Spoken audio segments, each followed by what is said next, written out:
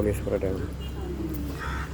With Almighty God, let's call our sister, our mother, our granny, our friend Regina from this life to himself. We commit our body to the earth from which it was made.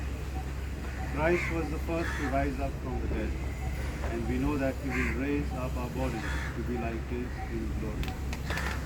We commend our sister to the Lord. May the Lord receive her into his peace and raise up her body on the last day. Let us pray for our sister, through our Lord Jesus Christ, who said, I am the resurrection and the life. The man who believes in me will live even if he dies. And every living person who puts his faith in me will never suffer eternal death. Let our response to the prayers be, Lord, hear our prayer. Lord, hear our prayer. Lord, you wept at the death of Lazarus. Comfort us in our sorrow. We ask this in faith. Lord, hear our prayer. You raised the dead to life. Give our sister eternal life. We ask this in faith. Lord, hear our prayer.